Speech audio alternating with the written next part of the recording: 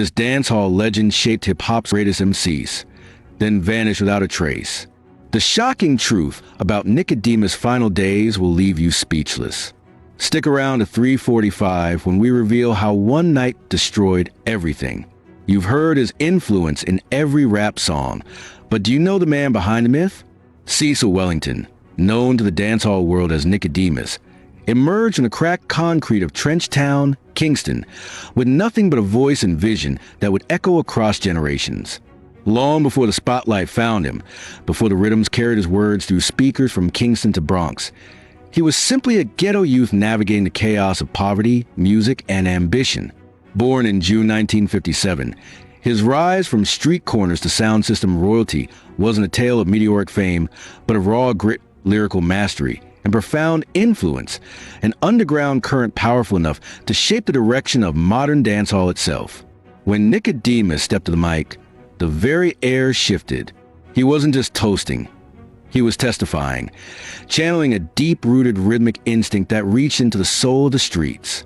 Dancehall, still in its volatile infancy during the late 1970s, found in him an architect of cadence, someone who could thread narrative through beat with hypnotic precision.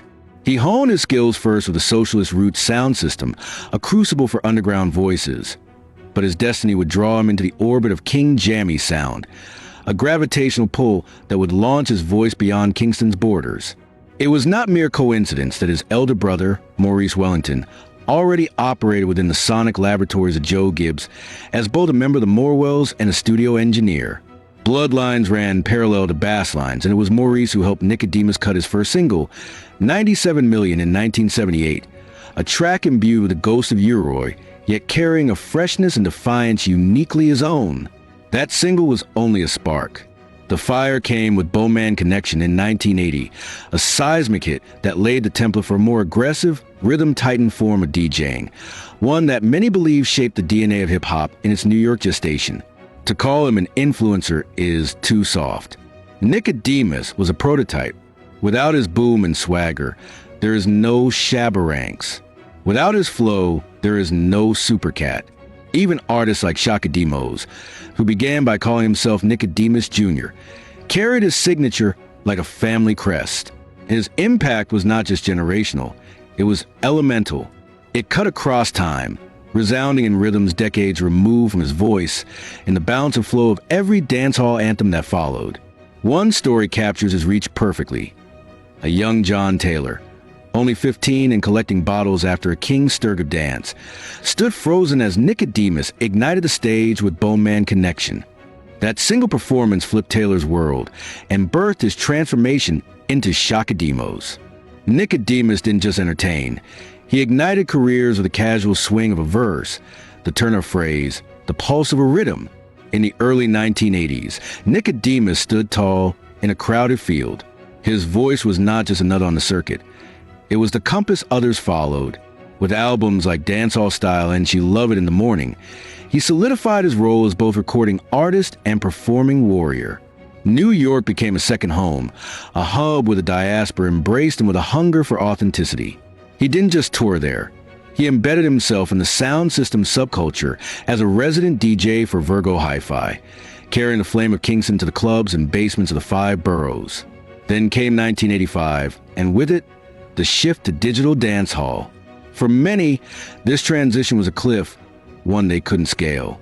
But Nicodemus adapted, crafting the album North Respect in 1986 to reclaim his place atop the DJ pyramid. Mr. Fabulous followed soon after, a reaffirmation that the man who once rocked analog sessions with reel-to-reel mastery could just as easily ride computerized rhythms with the same unshakable presence. It was during this period that his connection with Supercat deepened, transforming into creative symbiosis. Supercat, once a student, became a partner.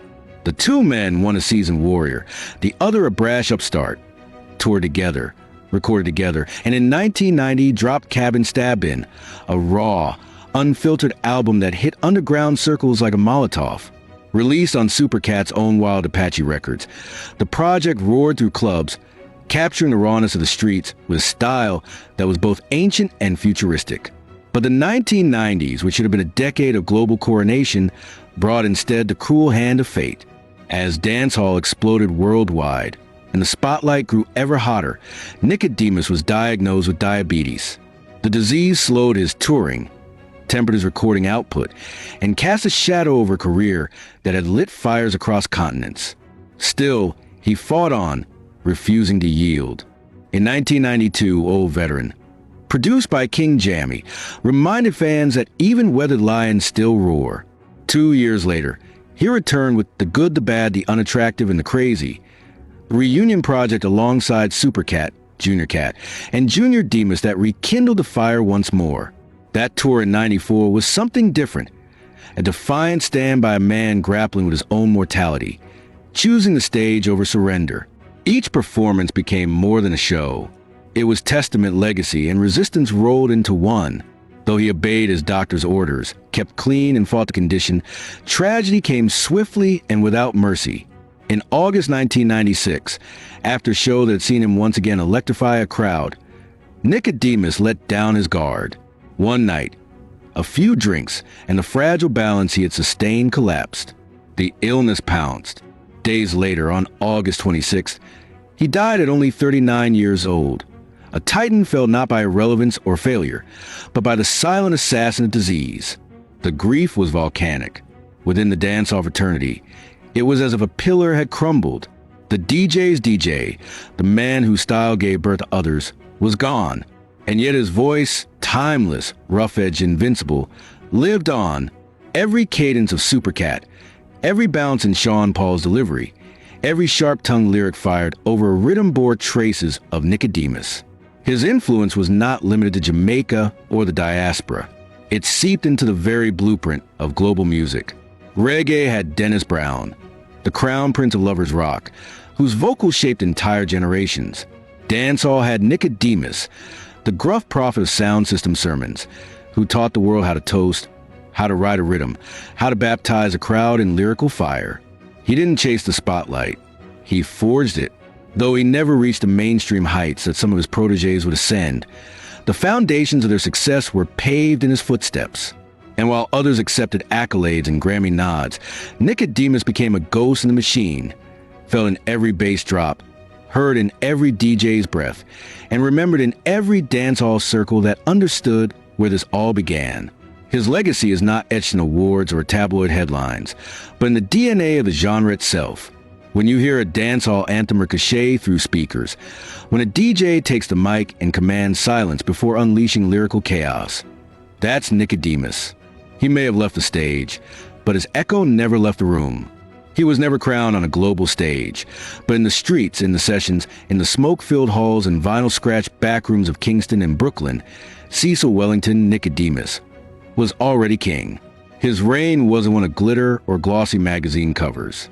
It was built on vibrations, on the trust of selectors and the awe of crowds who knew, the moment his voice cracked the air, that something ancestral was about to happen.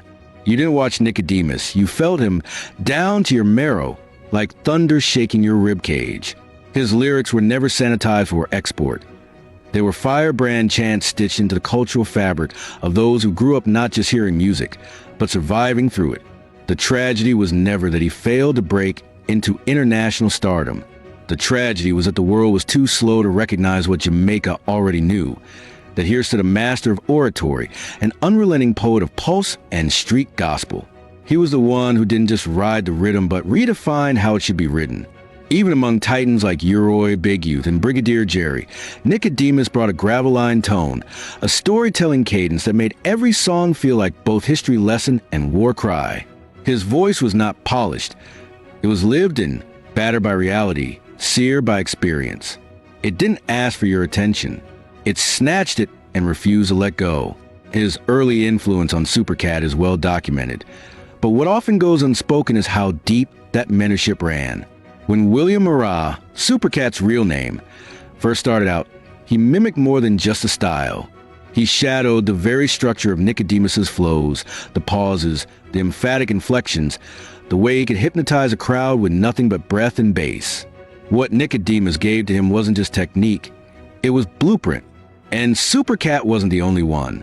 Junior Demus, Junior Cat, Shaka Demos, all extensions of the same root system. Without Nicodemus, these trees wouldn't have stood. As dancehall mutated in the digital age, the foundation Nicodemus helped build remained the pulse beneath the surface. In the cold, quantized precision of computerized rhythms, his warmth and ruggedness became nostalgic anchors.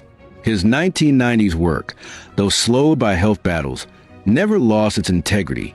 When others diluted their art for crossover appeal, Nicodemus doubled down on rawness.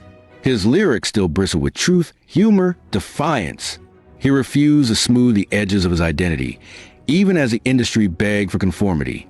His final years were a defiant chapter. His death in August 1996 robbed the world of more music. Yes, but it didn't rob us of his influence. If anything, it crystallized it, made it sharper. Now he exists not just as a man, but as a mythos, the gravel-voiced giant who made microphones tremble. And though he passed at only 39, his impact spans far beyond his years. He became a time capsule of what dancehall once was, and a haunting reminder of what it can still be. So if you're ever at a session and you hear an old-school rhythm start to creep in, if you hear that unmistakable cadence rising like thunder through reverb and static, stop. Listen, that's not just a throwback. That's Nicodemus, reaching through time, reminding you who built the house you're dancing in. Which part of Nicodemus's journey did you feel in your chest? Was it the influence, the illness, or the silence that followed his final show? Tell us in the comments what his legacy means to you, and which artists you now hear differently because of him. And if the roots of dancehall matter to you, subscribe. There's more truth coming.